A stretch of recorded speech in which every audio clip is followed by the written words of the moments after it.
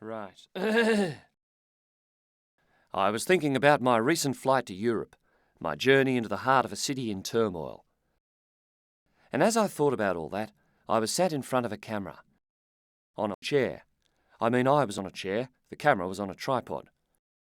The tripod looked like its legs were lightweight and could telescope down, which would allow high levels of carriage flexibility. Beauty. I thought about the wonder of modern design, modern materials, of modern ingenuity. The world today is an amazing place. So much variety, opportunity, accessibility. Everything is possible in the... How are we going so far? Okay, keep going.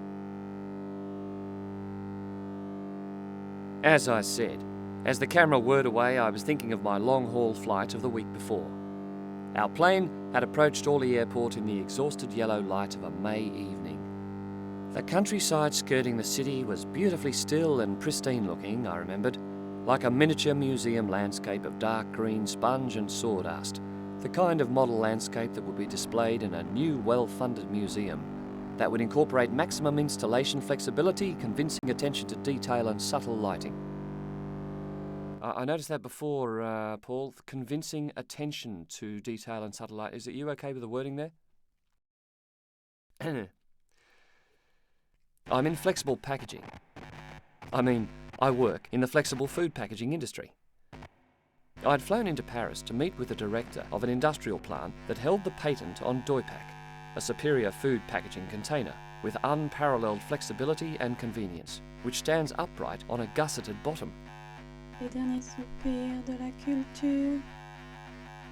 If, after inspecting the Doypack packaging in production, I thought that the pack was up to scratch, I was supposed to negotiate a good price to take the option up. In other words, to start selling the packs and filling equipment to food factories back home. Spent most of the flight staring and prodding at my enormous green salad covered in cling wrap, or cling film as it's known in Europe, although it... Cling film is convenient, cling film is resealable, cling film keeps all of my food fresh, cling film is great for sandwiches, a PVC film adaptable to a variety of purposes and with high malleability levels. Cling film is great for sandwiches. Cling film is great for sandwiches. We landed at Orly, and though the airport offered a number of convenient travel-related facilities, everything was shut, and the whole place was totally deserted. There was, however, a lonely cleaner in the arrivals hall, smoking a cigarette as he leaned on his bronze enamelled floor polisher. Polishing, I noted aloud, not only helps enhance the cosmetic attractiveness and functionality of a floor, but also lowers cracking, moisture and dirt damage levels.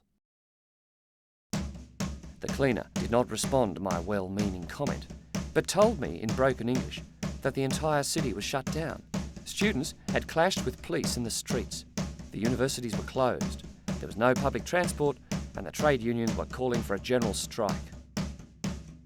Sorry, I'm just going to change the lighting. It's a little bit difficult to read. No. That's better. This was supposed to be the modern era, I thought to myself. It was 1968, for heaven's sake, but Europe still seemed to be fighting old battles. I felt like I was in a dream as I watched the cleaner shrug and puff, and I felt as if I'd entered onto the stage of an empty theatre. In my dream, I mean. There was a play in progress. It's just that it was happening somewhere else in the building, so to speak. Oh, yeah. Okay. I noticed that the top floor of the airport complex allowed enhanced observational opportunities. So I went up there, sat down, and watched the smoke rising over the city in the fading light. Maybe it would be best to stay in the airport, I thought then, near the expedience of its many beverage vending facilities. I could watch the performance happening in the city itself through a viewing telescope, as if from a plaster putty-framed box seat. I would be safe at this distance, in the airport's unreal emptiness, its phantom city. It could all be a pleasant waste of time, an agreeable diversion, until they let me fly home again.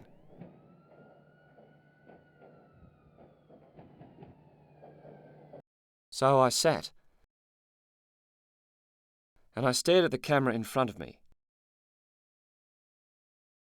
Our tutor had announced in our first acting class the week before that he'd like to get to know us by watching us act. We were asked to choose any stage or screenplay to act an excerpt from, all in full makeup and costume. Only then would he be able to judge our acting ability, the tutor told us. In at the deep end, as it were. Oh, pedagogical. Yes, I think you're right, pedagogical. Yes. The class was promptly dismissed. I was sure at this point that the tutor's knowledge, focus and pedagogical expertise were of a very high quality level.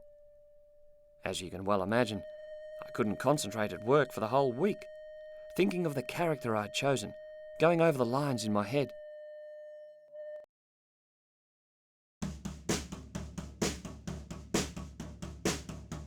Are you sitting there, trying to concentrate on important stuff? The character you've chosen, the lines you have to speak? But you keep being distracted from thinking about it all by stressful work-related matters? Are you like the guy in this film, for instance? He's trying to think about the play, the lines he has to learn for his Am-Dram class, but has all of this flexible packaging decision-making stuff. He's trying to think about the play, the lines he has to learn for his Am-Dram class, but has all of this flexible packaging decision-making stuff to contend with. Well, now his troubles are over and so are yours. You have discovered the ultimate answer to thought management challenges. Yes, you have discovered the unique and...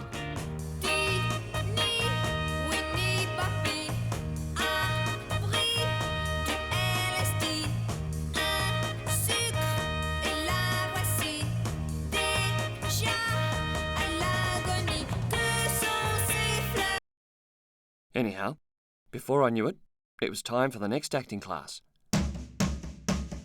We all arrived, got up for the part each of us had chosen. I was very excited about my adventurous makeup and costume, constructed out of flexible food packaging materials from work. And overall, I felt ready and equipped for my performance. When the tutor arrived, he pointed at me.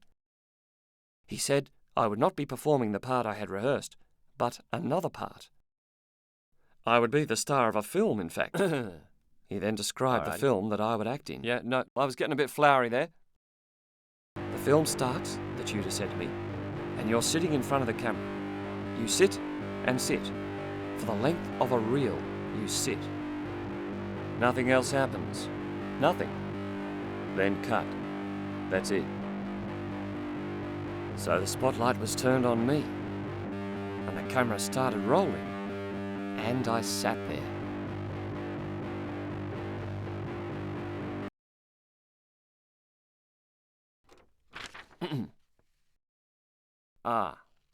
Sorry, good? From where I sat, I could see the gun-grey smoke clouds over the city, on their way to merge with darker clouds above. Fortunately, the company director had driven to the airport to pick me up. But when he found me, he said that strikes had forced the closure of his plant. I'd expected as much. I wasn't going to do anything productive here, at least from a work point of view. The Doypack decision was going to have to wait. My host had booked me into a hotel in the city centre. After dropping me off there, he said his goodbyes, promising to collect me next evening for dinner. The hotel was attractive, central, characterful and reasonably priced, and nearby attractions were numerous. The cocktails and light snacks obtainable from the lobby bar offered day and night refreshment availability, but this knowledge only temporarily softened my mood. All this way for nothing, I thought. I stifled my anger behind a stiff smile as I bade the director farewell. Yeah, is that okay?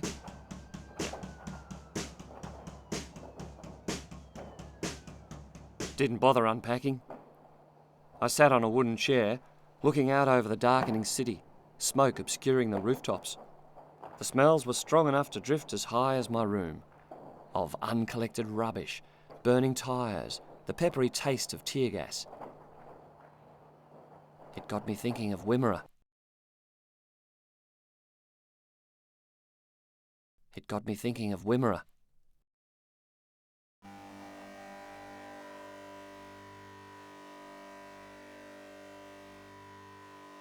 Smells of DDT and crop burning weighing down dry air. Wilga trees arching with the burden. Hours wandering through the fields. The chickpea and lentil rustling like static on a farmstead TV. Repeating names of trees to myself as I drift. Lost in the music of the words. River paperbark, poplar box, iron bark, coolabah. Watching people working hard. Their working dogs working hard. Life betrothed to the sun and the rain. The rust-powdered earth and the stone-dry crops. At harvest time, work bullies itself into the impassive night, with floods fitted to harvesters, generating cruel monsoons of light, swirling red dust marbling the brilliant coned beams against blackness. Voices like serrated radar bleeps dredged from the deep, of sheep herders calling to each other and to their dogs. The Aboriginal herders watch and listen with the intent of the lost, as if they are scanning the pulsing screen for their ancestors' lamentations. Flies glinting in the same air, like the bright points of deadly vessels, jewels of hidden fear.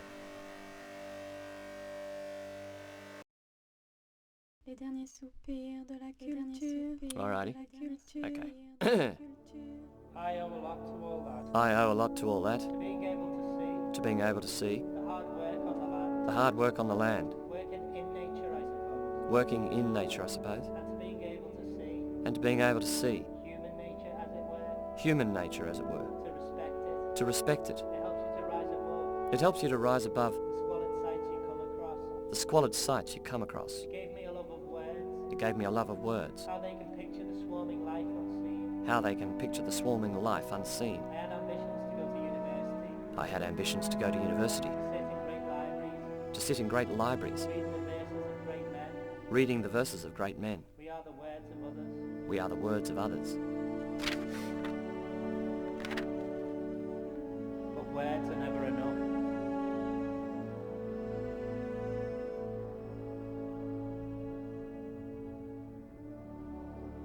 I moved away from Wimmera when I was 16 to look for dynamic opportunities, challenging opportunities in the city. Opportunities in flexible food packaging solutions, prioritising a competitive salary and excellent benefits packages. But I try to involve myself in more artistic activities when I can. With the evening classes, creative writing, acting, of course. Is that okay?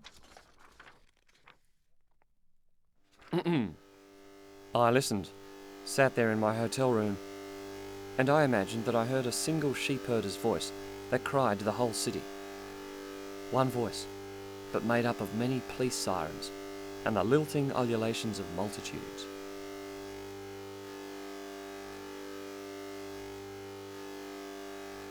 The wooden chair was loose in the joints, starting to wobble. I was getting restless anyway. The cellophane company man had told me that thousands of students had marched through the city that day. So I decided to make for the university and gain a personal viewing opportunity, so to speak, of the... Right, so louder and faster. It's like he's on the street, yeah? I almost felt a physical sensation of activity when I came out onto the street. The city swarmed like a plane devoured by locusts. I walked, following the shifting smoke, the far sound of rock and roll music, the people hurrying with or without purpose, but I didn't seem to be getting any nearer to the centre of things, to the source of the excitement, the optimism, the enhanced levels of potential and possibility. Slogans were on every wall, as if they were footnotes to actual events that had taken place there moments before. But even if these footnotes would have been magically translated into English, I felt that their contents would still be new, to me at least. Yeah, slightly alright.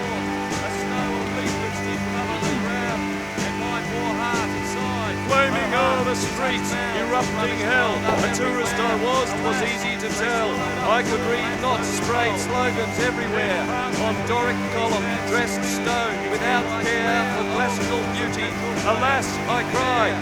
Barricades towered up into the sky. An arch spanned a side street.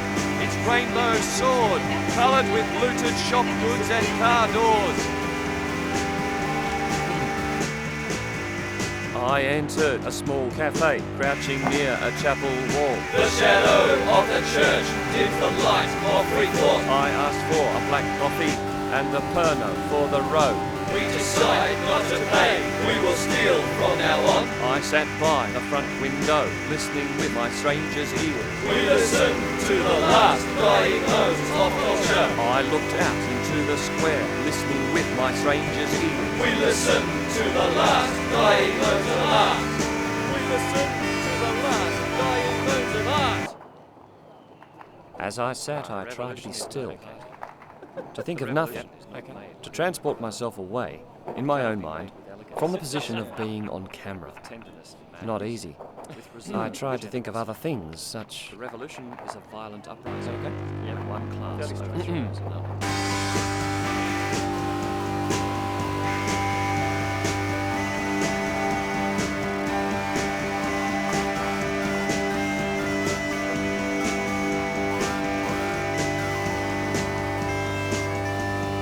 Doypack, a type of food packaging. Doypack, it stands up by itself. Doypack, it has a gusseted base. Doypack is fantastic for soups. A superior patented flexible form of food packaging which stands upright on a gusseted bottom. That's great, yeah, I'm with you. Doypack is fantastic for soups. Okay. Doypack is fantastic for soups. Doypack is fantastic for soups. Doypack is fantastic for soups. Then I became aware again of my situation in front of the camera. It was no use. Pitted olives in brine. The tutor, the director of my film, you could say, merely waited, smoked and cured bacon cubes. At last, he stopped the camera and asked all the others in the class to repeat the exercise and chopped liver pieces. Everyone, in his or her turn, sat there on the chair. Tomato soup. I spied there a package around yon pie. Oh, 'twas poor bag design that caught mine eye. There's no worse thing. Packaging's influence on buying decisions is great. Good sense dictates. Spend our more time on packaging than recipes or product marketing. On-line bags, these should highlight the extent of product uniqueness. Salt 3%. Sorry, can I just check how that sounded? Because that sentence, he said that during the exercise we were not simply sitting for a purpose like we do in real life, but were too self-conscious. It didn't scan right, but we're too self-conscious. We were doing ourselves. Oh, okay. And as long as I got the meaning of that. Yeah, but we're too... In other words, we were... Can I just do it again? Tears from mine eyes. But we had made a mistake during the exercise because we were being too self-conscious. That's what he's saying, isn't it? Tears from mine eyes came, the tear gas. Oh, whoa! Alas, 'twas the peppery taste of sorrow. And then I'll continue. He said that during the exercise, we were not simply sitting for a purpose like we do in real life, but were too self-conscious. We were showing ourselves off, displaying ourselves for the camera. Succulent chunks of pork and Italian sauce. The tutor asked us our opinions, questioned us about the experience, lamb minced. Well, I've been an actor I've been doing it for I've been trying to do it for about 5 years now. Ever since I was little, I always had a problem coming out of my comfort zone, and so I tried acting. And I think it was just generally acting, pretending to be someone who I wasn't, made me feel happier, and led me on to becoming an actor.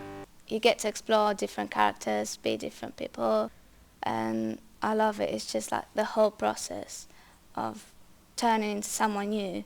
I want to be an actor because our life is limited, but through acting we can experience more than one life. We can experience others' life, and through this I think I can find the truth of life. Exploring different emotions, whether that's sadness, happiness, and then empathising with different characters and trying to take something on from each character that you have and adapting it into your life, I suppose. And then changing other people through the way that you have acted, change other people so that for the better. it's a way of expressing creativity that I sometimes feel I've got stored up. And it's also a medium through which you can reach other people, because it's a way of showing people that sometimes your own life experiences are mirrored on TV or on film or on the stage. And it's a way of comfort, a way of therapy even. I think artistic methods can achieve a lot for people in real life. It's just a way to get away from your world into something that might be happier, sometimes a bit more sad, just a different experience. Are the words I just said, so awkwardly and blindly, part of a greater play continuing through me? But as I listened to my fellow students, and to the tutor's criticism of our lack of naturalism, I thought, what did the tutor expect? This was not reality. This was acting. And perhaps reality hasn't yet appeared to anyone. I didn't say what I felt to the tutor. I just slumped on my chair, staring at his baggy cardigan, feeling contempt for the way it sagged from his shoulders, its bottom hem frayed and discoloured with dirt.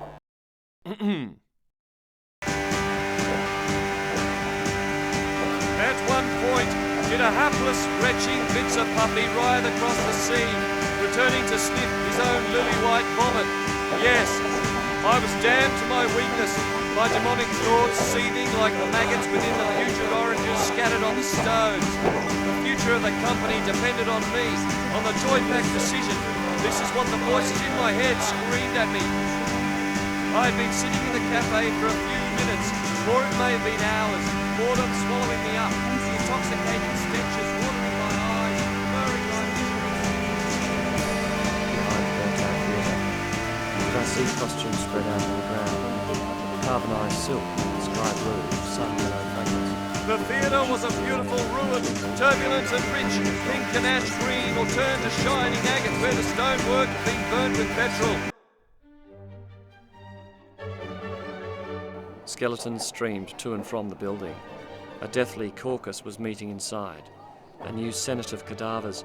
The scorched blood velvet seats and smouldering gilded boxes were filled with corpses wildly gesturing, grinning with the fresh clarity of violence, black and putrid liquid dripping from their finger joints as they clasped banners proclaiming Doypack oui, or Doypack no. They were groaning these slogans with rumbling voices, as if from the depths of the earth, waving Doypack bags of olives and carrot soup as they did so, spraying the contents everywhere, then pushing the packages and their spilling contents into their genital regions, or into the eye sockets of their slime-smeared skulls. Radios were clasped to some of the hollow heads. All of the living and the dead of this festering city seemed to be tuned into their blaring transistors, listening with bitter remorse to the progress of the hellfire conflagration consuming them, and all of the... Was I tuned in? No. As I sat there in the cafe, smelling the sweet warm stink of grey meat, I wondered about which ending would work best for my film. Ending number 1. As I sat there in the cafe, smelling the sweet warm stink of grey meat, I suddenly saw my life within history. Ending number 2. As I sat there in the cafe, smelling the sweet warm stink of grey meat, I suddenly saw the shallowness of what my life had become. Ending number 3. As I sat there in the cafe, smelling the sweet warm stink of grey meat, I suddenly saw the whole city being vacuum-packed. Yes, you heard me right. The whole city vacuum-packed. A miracle. Cellophane descending from the sky like sheet rain, covering everything and everybody apart from myself, tightening every surface into glossy stillness, miles of transparent material giving unparalleled levels of glassy coverage. All the bad smells were sealed up, the fires extinguished, the shrill voices muffled to silence. Magical. A single substance covering the world, preserving and replacing nature itself. From this day, a new nature is born. I left the cafe and resumed my wandering, admiring the job well done. Okay, right. Bliss was it in that night to be alive, but to be young was very heaven. And then, at last, I entered upon the centre of events, a pitched battle outside the Hotel de Ville between thousands of revolutionaries and the police. I was so impressed, I had to find a place to sit that afforded reasonable viewing possibilities. Fortunately, nearby, a man crouching down to pick up a paving stone was just the right height, so I sat on him. Straight in front of me, a green police van was stopped in the midst of being pushed over by a mass of students, pivoting on its two driver's side wheels, frozen in its lustrous shroud.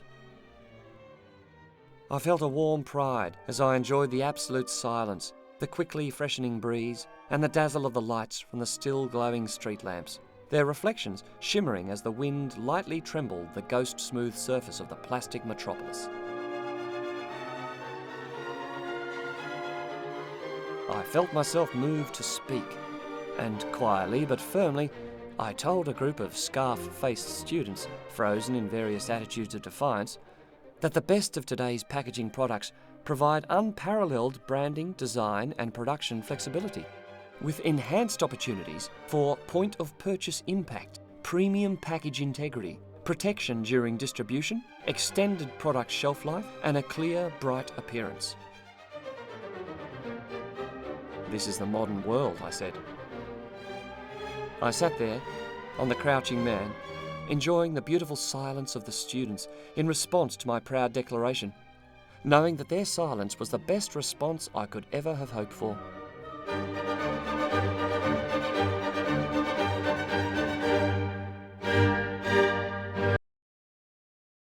Do you want to do any other bits again? Okay.